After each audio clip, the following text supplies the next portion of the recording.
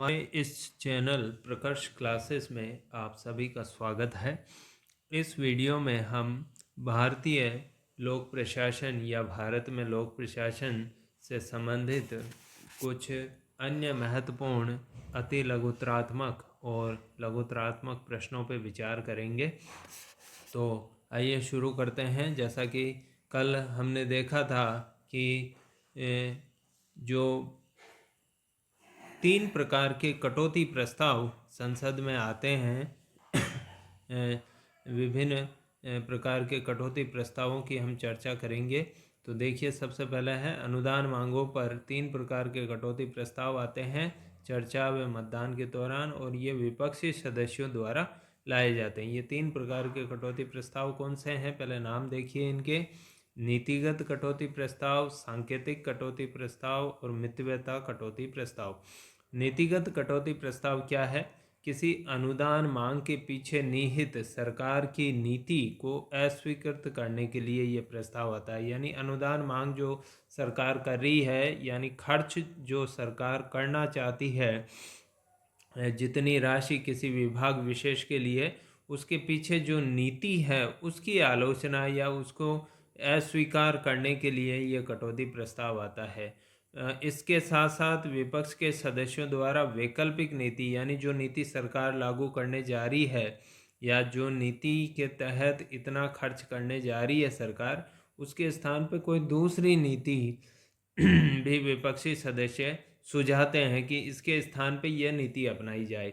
अनुदान मांग को घटाकर कितना करने के लिए कहते हैं कि केवल 1 रुपया कर दिया जाए। यानी ये सबसे महत्वपूर्ण प्रस्ताव यही है कि अनुदान मांग, मान लीजिए कि 1000 करोड़ रुपए की है कि सरकार एक्स विभाग के लिए, फला विभाग के लिए 1000 करोड़ रुपए खर्च करना चाहती है, तो उसके पीछे क्या पॉलिसी है उसके ऊपर चर्चा होती है। और विपक्षी सदस्य कहते हैं कि इस पॉलिसी के स्थान पे कोई अन्य पॉलिसी लागू की जाए, और साथ ही साथ मांग जो कर रही है सरकार 1000 करोड़ रुपए, उसको घटाकर केवल कर दिया जाए 1 रुपया।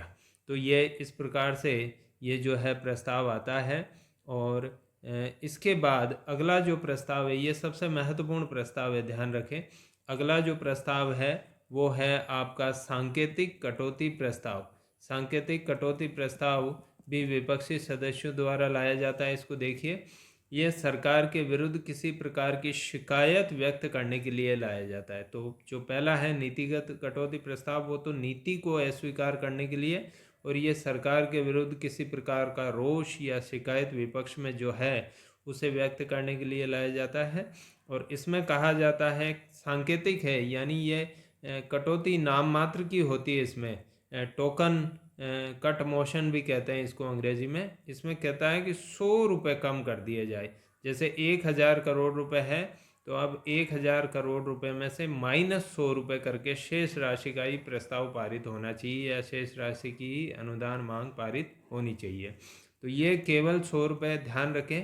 पहला जो नीतिगत है उसमें तो सारी ही राशि उड़ गई, केवल 1 रुपया बचा, जबकि इसमें है कि 100 रुपये उड़े हैं, 100 रुपये कम किए हैं। तीसरा है मितव्ययता कटौती प्रस्ताव। यह अपव्यय या धन के दुरुपयोग की ओर ध्यान आकृष्ट करने के लिए लाया जाता है कि जो 1000 करोड़ रुपए है वो बहुत ज़्यादा है, उसमें जो है ज़्यादा खर्च किया जा रहा है उस विभाग के द्वारा, तो क्यों ना इसको कम कर दिया जाए। तो एक निश्चित राशि, इसमें राशि फिक्स नहीं है, कितनी भी राशि हो सकती है, उसे घटाने का ये प्रस्ताव। तो 3 प्रकार के प्रस्ताव है। ये पहला है कि घटा के अनुदान मांग की राशि केवल 1 रुपया कर दो। दूसरा है अनुदान मांग की राशि में से 100 रुपये घटा दो। और तीसरा है एक निश्चित राशि घटा दो। अगला पॉइंट देखिए, लेखानुदान यानी वोट ऑन अकाउंट। यह हम जानते हैं कि बजट जो है फरवरी के आजकल प्रथम दिन रखा जा रहा है, यानी पहला जो कार्य दिवस है उस दिन रखा जा रहा है। इससे पहले अंतिम कार्य दिवस को रखा जाता था। हमने देखा कि विभिन्न प्रकार की अनुदान मांगे हैं, उसके लिए 26 दिन दिए गए हैं चर्चा और पारित करने के लिए। विनियोजन विधेयक आता है, वित्त विधेयक आता है, शुरुआत में बजट भाषण होता है वित्त मंत्री का, और कुछ समय सदन स्थगित भी होता है बीच में, तो इसमें काफ़ी समय लग जाता है। काफ़ी समय इस सेंस में कि 1 अप्रैल को नया वित्त वर्ष चालू होता है और ये जो बजट पारित होता है इसमें ये समझिए आपकी मई या जून का महीना आ जाता है। इस सारी प्रक्रिया को पूरा होने में, राष्ट्रपति के साइन होने में जून तक का महीना आ जाता है। तो हम देखेंगे कि सरकार का जो है वर्ष शुरू हो गया, वित्तीय वर्ष शुरू हो गया 1 अप्रैल, यानी 1 अप्रैल से सरकार को खर्चे करने ही है, लेकिन बजट पारित नहीं हुआ तो फिर क्या करे सरकार। तो ऐसे सिचुएशन में ये एक रास्ता निकाला गया है लेखानुदान के रूप में। अनुच्छेद 116 में इसका उल्लेख है। ये कहता है कि बजट पारित हो उससे पहले ही सरकार को कुछ एडवांस दे दिया जाए। तो सरकार क्या है, जैसे मान लीजिए अप्रैल और मई 2 महीने के लिए अपना कामकाज चला सके, यानी जैसे जो बजट पारित होगा वो उस राशि में से फिर समायोजित कर लिया जाएगा। तो कैसे है, बजट पारित होने की प्रक्रिया में अधिक समय लगता है। ऐसे में नवीन वित्त वर्ष 1 अप्रैल को शुरू हो जाता है। अतः वित्त वर्ष के प्रथम दो माह यानी अप्रैल और मई के लिए संसद सरकार को व्यय करने के लिए अग्रिम राशि उपलब्ध करवा सकती है। इसे ही लेखानुदान कहा जाता है, जो कुल बजट का होता है 1/6, यानी 2 महीने के लिए हो गया तो कुल बजट का, जो बजट की व्यय राशि है उसका 1/6 हिस्सा सरकार को एडवांस दे दिया जाता है। उसी को कहते हैं लेखानुदान, ताकि सरकार अपने पहले 2 माह के कामकाज का आसानी से संचालन कर सके। तो ये लेखानुदान हुआ आपका। और उसके उपरांत आया गिलोटिन। ये हम पहले ही चर्चा कर चुके हैं कि सभी अनुदान मांगों को पारित होना है, बहस होनी है विदिन 26 डेज, 26 दिन के अंदर अंदर अनुदान मांगे पारित हो जानी चाहिए। लेकिन हम जानते हैं कि अनुदान मांगे पारित नहीं हो पाती है 26 दिनों में।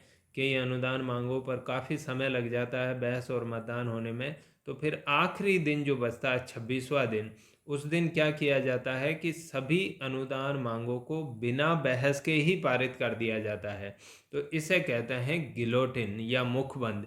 तो देखिए, अतः अनेक मांगों पर चर्चा नहीं हो पाती है। ऐसे में अंत में सभी शेष अनुदान मांगे बिना बहस के एक साथ पारित कर जाती है। इसे गिलोटिन कहा जाता है। तो सिंपल है, अनुदान मांगे आखिरी के दिन बिना बहस के पारित हो जाना।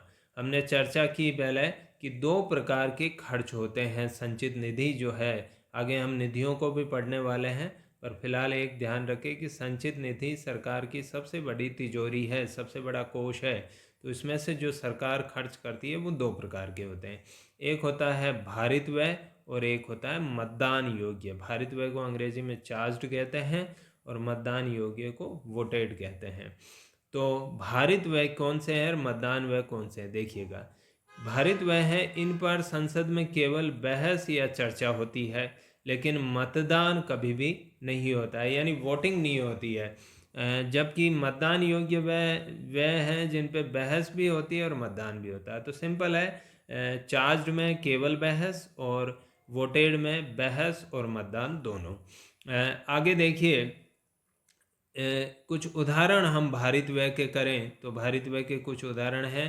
राष्ट्रपति, उपराष्ट्रपति, लोकसभा अध्यक्ष, उपाध्यक्ष के वेतन भत्ते और कार्यालयों के खर्चे, सर्वोच्च न्यायालय के जो न्यायाधीशों के वेतन भत्ते और पेंशन, उच्च न्यायाधीशों की पेंशन। ध्यान रखिए, उच्च न्यायालय के न्यायाधीशों की पेंशन ही इसमें शामिल है, वेतन भत्ते नहीं है। सीएजी जो नियंत्रक महालेखा परीक्षक है, उसके वेतन भत्ते, पेंशन और भारत सरकार के ऋण और उन पर ब्याज आदि। तो बड़े ही महत्वपूर्ण उदाहरण हैं। देखिए एक बार पुनः, राष्ट्रपति, उपराष्ट्रपति, लोकसभा अध्यक्ष और उपाध्यक्ष, ये 4 जो है संवैधानिक पदाधिकारी है हमारे बड़े, इनके कार्यालय खर्च, वेतन भत्ते, पेंशन इत्यादि सब इसमें आ जाएगा। सर्वोच्च न्यायालय के जो न्यायाधीश हैं उन सब के वेतन भत्ते, पेंशन इसमें आ जाएगा। लेकिन उच्च न्यायालय के न्यायाधीशों की पेंशन ही इसमें शामिल है। सीएजी के वेतन भत्ते आदि इसमें आ जाएंगे। भारत सरकार के जितने भी ऋण ले रखे हैं भारत सरकार ने, उनका पुनर्भुगतान करना है या उन पर ब्याज देना है, तो ये सब के सब जो है चार्ज्ड खर्चे हैं, जिन पर संसद में बहस नहीं होती, बहस होती है माफ़ कीजिए, लेकिन मतदान नहीं होता है। तो ये अंतर ध्यान में रखना है। अगला पॉइंट लेते हैं, 3 प्रकार की जो निधियां हैं, संचित निधि, आकस्मिक निधि और लोक लेखा। ये अनुच्छेद 266 और 67 में इनका उल्लेख है। तो हम देखें पहले, सबसे पहले संचित निधि को देखते हैं। संचित निधि क्या है?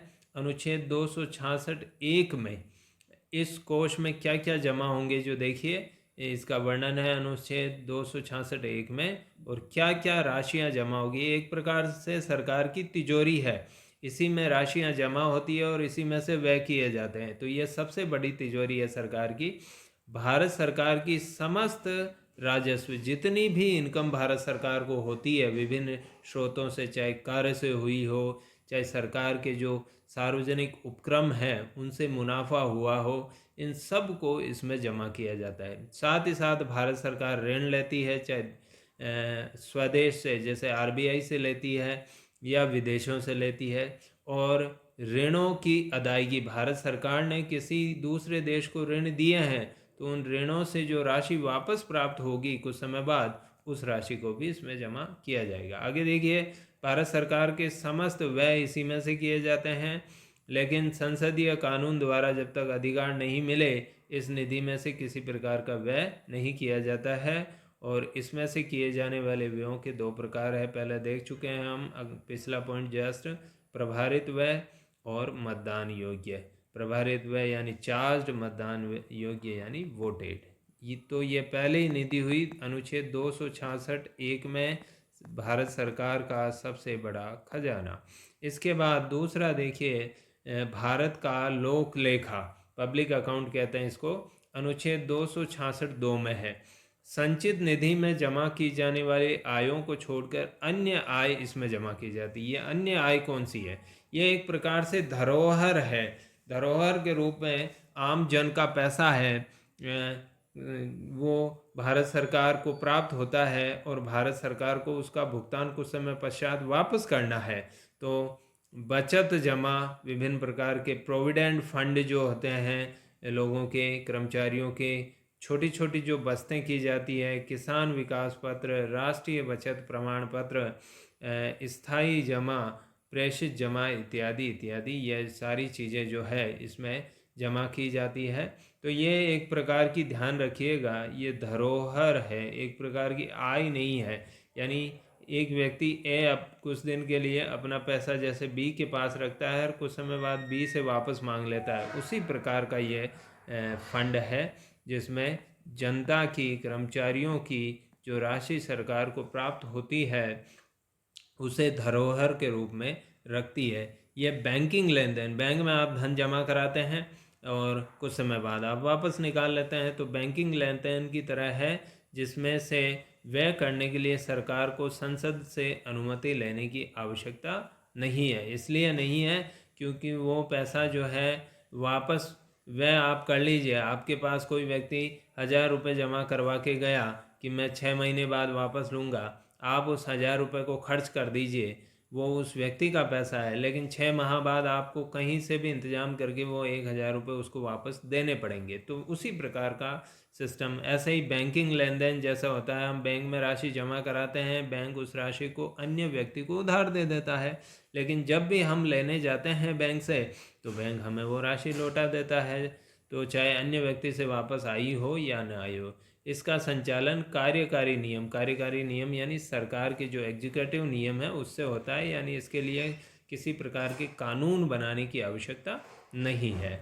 तीसरी निधि है आकस्मिक निधि।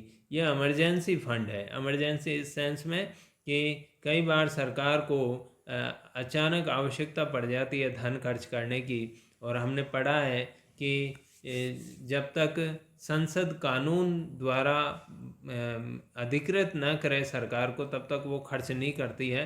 लेकिन कई बार ऐसी इमरजेंसी आ गई कि संसद का सत्र बुलाने में समय लगता है और कानून बनने में और ज़्यादा समय लगता है, तो फिर सरकार को धन खर्च करना है तो वो कहाँ से करे, तो उसके लिए ये इमरजेंसी यानी कंटीजेंसी निधि है। अनुच्छेद 267 1 में इसका वर्णन है। तो देखिए अनुच्छेद 267 1 में क्या कहा गया है। यह एक सेफ्टी वॉल्व है जो राष्ट्रपति के नियंत्रण में होता है। यह निधि राष्ट्रपति के नियंत्रण में होती है और उसकी तरफ से जो भारत सरकार का वित्त सचिव है, फाइनेंस मिनिस्ट्री का जो सेक्रेटरी है, वो इसका संचालन करता है। इसमें से ऐसे आकस्मिक प्रकृति के व्यय किए जाते हैं जिनकी वार्षिक वित्तीय विवरण में व्यवस्था नहीं है, यानी बजट में आपने उसका उल्लेख नहीं किया है और आन पड़ा है वो खर्चा, लेकिन इस निधि में से जो राशि खर्च की जाती है उसकी पूर्ति संचित निधि में से धन निकालकर उसमें पुनः जमा करके की जाती है। उस समय संसद का अनुमोदन आवश्यक है। ऐसा समझे, ये एक बड़ा सा आपका खजाना है, ये एक छोटा सा खजाना है। इमरजेंसी में आपने इसमें से पैसे निकाल लिए, लेकिन कुछ समय बाद इसमें से जो आपने खर्च किया उतनी ही राशि इस बड़े कोष से वापस जमा करनी पड़ेगी। ये बड़ा कोष है संचित निधि और यह छोटा कोष है आकस्मिक निधि। तो आकस्मिक निधि राष्ट्रपति के अंडर में है। राष्ट्रपति अलॉट कर देता है सरकार को कि जाइए आप ये खर्च कर लीजिए, आवश्यकता है तो। लेकिन जब कुछ समय बाद जब संसद का सत्र बैठता है तो यहाँ से राशि उठा के फिर वापस इसमें डालनी पड़ती है और उस समय संसद में इससे संबंधित जो है प्रस्ताव पे मतदान होता है, चर्चा होती है। तो ये 3 प्रकार की निधियाँ हुई, आकस्मिक, संचित और लोक लेखा। इनको अच्छे से याद रखें। सिंपली इतना याद रखना है कि सरकार की प्रमुख जो निधि है वो है संचित निधि, जिसमें सरकार की समस्त रेवेन्यू जमा होती है और समस्त खर्च किए जाते हैं। लोक लेखा एक धरोहर निधि है जिसमें कि कुछ जो जमाएं सरकार को प्राप्त होती है वो एक धरोहर के रूप में, एक ट्रस्टी के रूप में सरकार अपने पास रखती है और कुछ समय बाद वापस लौटा देती है। आकस्मिक निधि है, आकस्मिक नाम से ही स्पष्ट है, इमरजेंसी या कैजुअलिटी जब आ जाए तो उस समय इस राशि का उपयोग किया जाता है। एक और प्रश्न हम लेंगे, प्रशासन पर नियंत्रण के तरीके। यानी सरकार जो है या जो हमारी व्यवस्थाएं हैं, वो हमारा जो लोक प्रशासन है, हमारा जो प्रशासन है जो कि सरकार द्वारा बनाई गई नीतियों को, नियमों को, कानूनों को लागू करता है, उसके ऊपर सरकार किस प्रकार से या हमारी संवैधानिक संस्थाएं किस प्रकार से नियंत्रण करती है। तो प्रशासन पर नियंत्रण के 2 तरीके हैं। देखिए, एक है बाह्य नियंत्रण, एक है आंतरिक। बाह्य नियंत्रण को समझिए, पहले इसको अच्छे से समझिए। विधायिका यानी संसद कैसे कंट्रोल करती है प्रशासन पे, कार्यपालिका यानी सरकार, और न्यायपालिका हमारे जो न्यायालय हैं वो कैसे कंट्रोल करते हैं, साथ ही साथ जनता और नागरिक कैसे कंट्रोल करते हैं। तो ये तो हुआ बाह्य। एक आंतरिक हुआ जो प्रशासन का नियंत्रण प्रशासन पर ही, कैसे, ये प्रशासनिक तंत्र के साथ संयुक्त होकर प्रशासन की गति के साथ अपने कार्य करता है। इसके कुछ तरीके हैं, जैसे धन अलॉट किया जाता है तो उस समय ध्यान रखा जाता है, फिर उस धन के खर्च के आंकड़े मांगे जाते हैं, कर्मचारियों का ट्रांसफ़र, उनकी पदोन्नति, उनका डिमोशन, ये तरीका हो सकता है। कुछ व्यावसायिक मापदंड तय किए गए हैं कि आपको ये कार्य करने, ये नहीं करने हैं। दक्षता यानी काम जो करते हैं कर्मचारी वो कितना अच्छा करते हैं उसका मापन, उसकी कैटेगरी अच्छा, बहुत अच्छा, उत्कृष्ट इत्यादि कैटेगरी के रूप में डाला जाता है। तो ये इनको हम अगले वीडियो में डिटेल में इनको पढ़ेंगे। ये बड़ा ही महत्वपूर्ण प्रश्न बनता है, खास तौर से विधायिका द्वारा नियंत्रण के जो तरीके हैं उनमें छोटे छोटे प्रश्न पूछे जाते हैं, न्यायपालिका द्वारा नियंत्रण के जो तरीके हैं उसमें भी प्रश्न पूछे जाते हैं। तो फिलहाल इस वीडियो में हम इतना ही रखेंगे। अगले वीडियो में कुछ और नवीन बिंदुओं, नवीन प्रश्नों के साथ हम उपस्थित होंगे। लेकिन उससे पहले आप सभी से मेरा निवेदन है कि यदि ये वीडियो आपको अच्छा लगा हो तो इसे लाइक कीजिए, अपने दोस्तों के साथ इसको शेयर कीजिए और प्लीज़ मेरे चैनल को सब्सक्राइब अवश्य कीजिए। धन्यवाद।